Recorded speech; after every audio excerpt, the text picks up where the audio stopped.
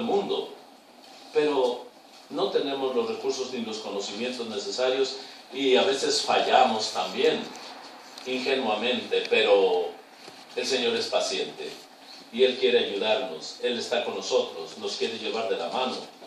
Amén. Y le doy gracias al Señor porque en esta mañana que nos acompaña mi hermana Delmira, ella es un ejemplo bastante ilustrativo de lo que estoy comentando, porque es un testimonio viviente de lo que Dios ha hecho en su vida, y por causa de lo que Dios hizo en su vida, nació una obra, una iglesia, una congregación cristiana en el área de Madera, que todavía se conserva después de tantos años. ¿Cuánto hace que se formó la iglesia de Madera, la iglesia de Dios en Madera, Edelmira? 23 años. 23 años, aleluya. Miren nomás, fuimos testigos del nacimiento de esa iglesia cristiana, de Iglesia de Dios. ¿Te acuerdas cuál fue el motivo que trajo a la gente para formar ese grupo de creyentes? Amén, cómo no recordarlo. El Señor hizo un milagro en mi vida, en mi cuerpo. Después de haber sido desahuciada por los médicos en Fresno acerca de cáncer de ovario, de la matriz, cáncer en el estómago, en todo el cuerpo, que no me daba ni una semana de vida. El Señor dijo, ¿cómo que no? Si yo soy el que da la vida. Y bueno, aquí estoy. Entonces el Señor empezó a tocar los corazones, primero de familiares y amigos de nosotros, y luego de más gente que empezaron a conocer el milagro de Dios, porque el Señor es nuestro sanador. Y después de tantos años aquí estoy todavía trabajando para Él, sirviéndole, hablando de su palabra y diciendo que el Señor salva, el Señor sana. El Señor es el todo en todos. Ahorita hay mucha necesidad de, bueno, siempre la ha habido, pero ahora se escucha más de cáncer en diferentes partes del cuerpo, de diferentes tipos. Y yo quiero que sepan que el Señor es el único que da la vida. Si los médicos dicen que no, el Señor dice que sí, porque Él es nuestro sanador. La canción de al principio con el que se abre esta hora dice que Él da la vida. Él es el que sana. Yo lo he experimentado y lo sigo experimentando porque, verán, hace 7 años fui diagnosticada con leucemia y aquí estoy. Luego al médico se le ocurrió diagnosticarme hepatitis C y aquí estoy.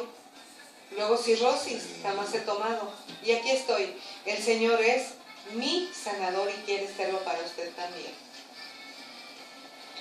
Alguna vez oí, me parece que tú comentaste que después de que te desahuciaron y una vez fuiste de nuevo por alguna razón a la clínica de Fresno, te vio un médico o enfermera. ¿Y cuál fue la reacción cuando te vieron? Algo decías, que se sorprendieron o se asustaron, yo no sé.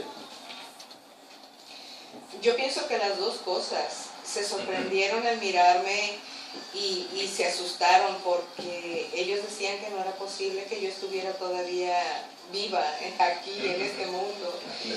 Pero bueno, la vida la da Cristo. Otra vez vuelvo a repetir, ellos me decían, los doctores inconversos y las enfermeras, por supuesto, me decían que no había más nada que hacer, que yo tenía en ese tiempo 2 niños chiquitos, como madre soltera, vivía con mis hermanos, y ellos mismos me aconsejaron que fuera con un notario para que yo redactara una carta y mis hijos quedaran donde yo quisiera, para que, bueno, el gobierno no se apropiara de ellos.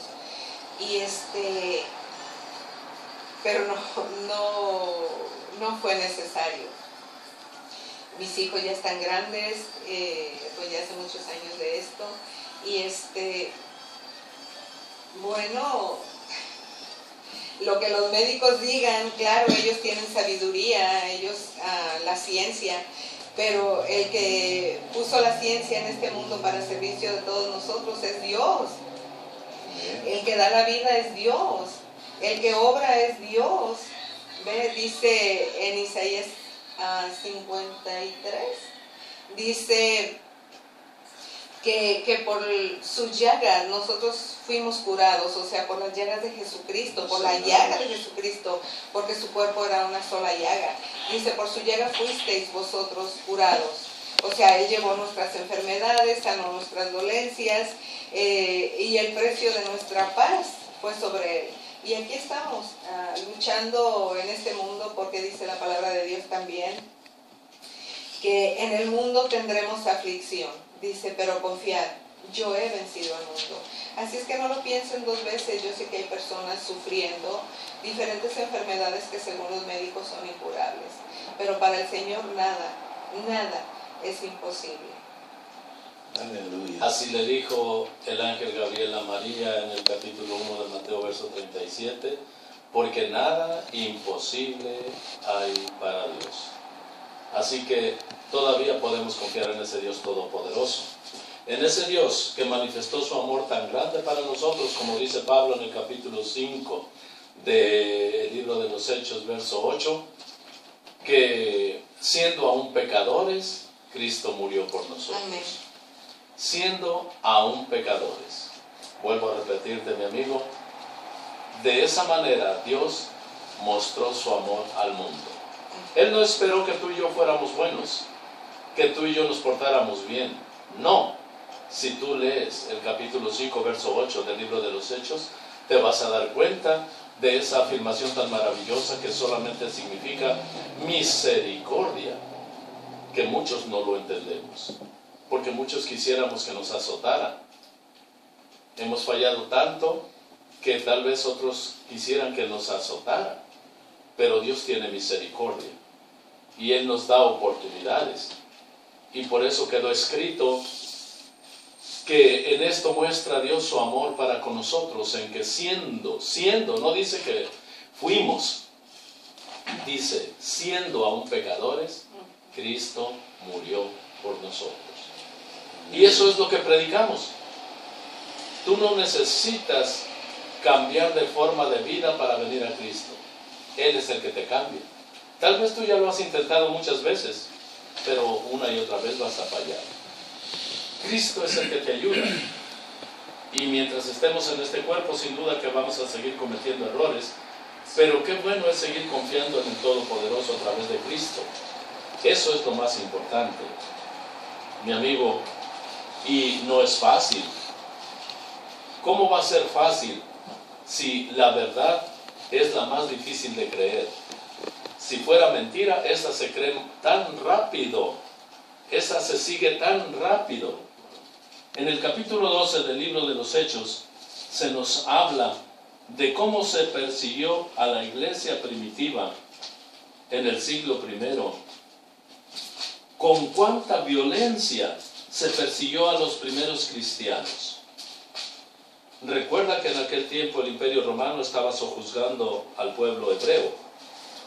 Pues entre hebreos y entre romanos y hebreos religiosos que no querían saber nada de Jesús, persiguieron a los nuevos cristianos. Y es lo mismo que sigue pasando en nuestros días, en muchos lugares.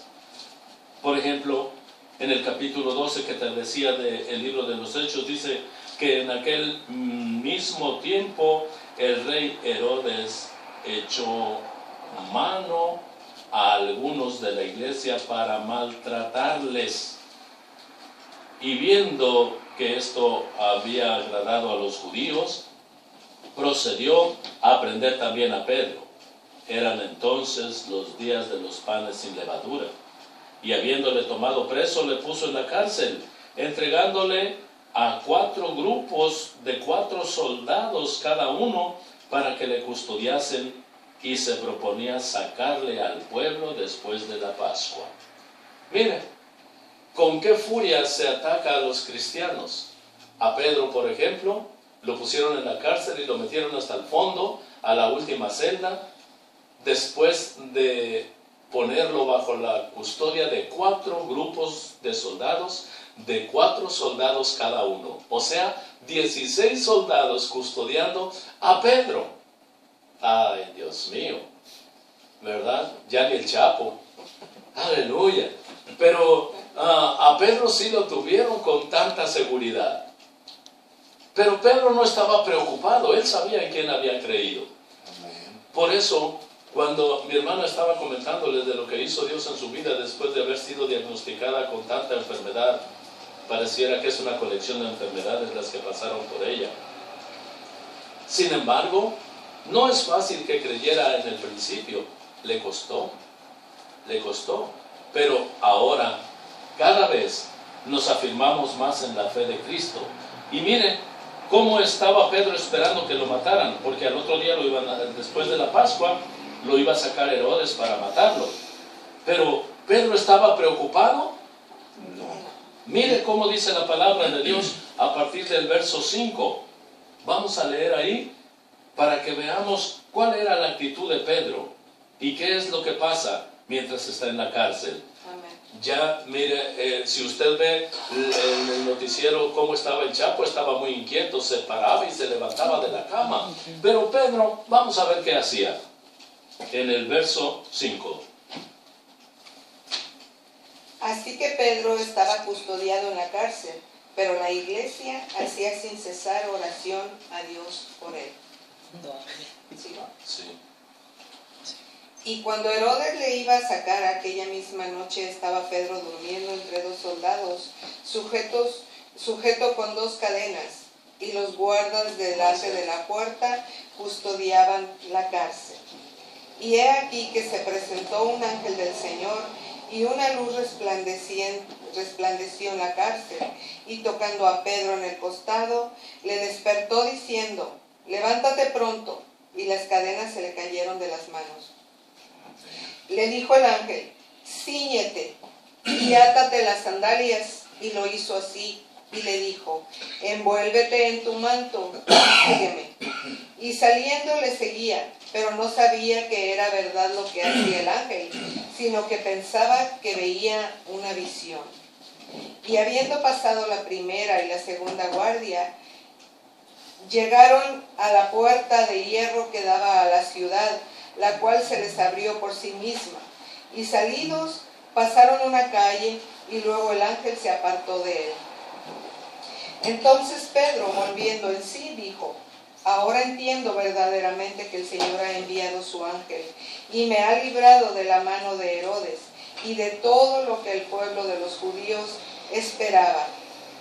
Y habiendo considerado esto, llegó a casa de María, la madre de Juan, el cual tenía por sobrenombre Marcos, donde muchos estaban reunidos orando. Cuando llamó Pedro a la puerta del patio, salió a escuchar una muchacha llamada Rode, en la cual, cuando reconoció la voz de Pedro, de gozo no abrió la puerta, sino que corriendo adentro dio la nueva de que Pedro estaba a la puerta. Y ellos le